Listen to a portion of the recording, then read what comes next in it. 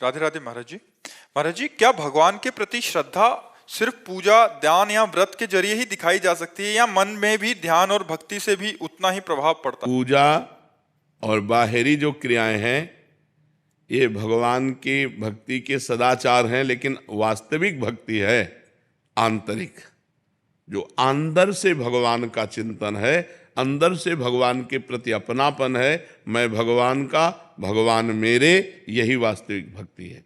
बाहरी तो दिखावा भी हो सकता है, बाहरी तो नाटक भी हो सकता है। भक्ति का वही स्वरूप परम पूजनीय वंदनीय है जिसमें यह है कि मैं भगवान का, भगवान मेरे, और रात दिन जितनी चेष्टाएं हो रही वो सब भगवान को अर्पित करे। तदर्पिता अखिलाचारिता, जितने आचरण हैं वो भगवान को अर्पित करे।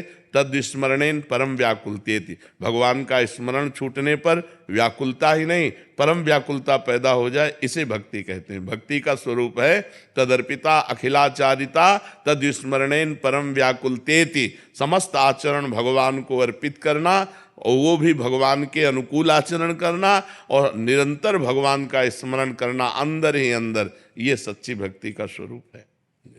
नवल किशोर सिंगला जी, पंजाब से। महाराज जी, श्री हरिवंश। महाराज जी, मैं डॉक्टर हूँ, कभी कभी पेशेंट हमको गलत बोलता है रूडली, तो मन में उसको उतना अच्छे से देखने का भाव नहीं आता, कैसे? नहीं, अगर पागल खाने के डॉक्टर होते तो तुम्हें थप्पड़ भी खाने की हिम्मत रखनी पड़ती। चूक जाए तो थप्पड़ भी मार देगा, क्योंकि पागल है। तो हर मरीज अपने रोग से ग्रसित है, वो दुखित है, वो दुख निवारण करवाना चाहता है। अगर वो जरा सा भी हमको कटु बोलता है तो हमको अपने बच्चे की तरह ट्रीटमेंट करना है।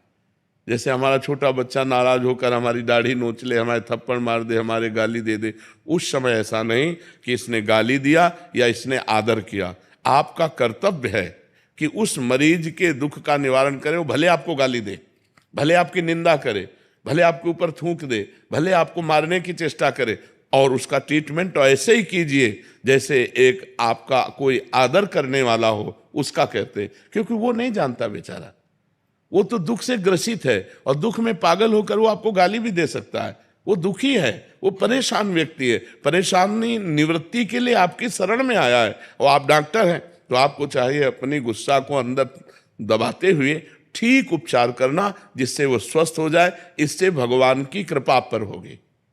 वो व्यक्ति क्या कृपा करेगा? कृपा तो भगवान करेंगे, तभी तो उन्नति होगी।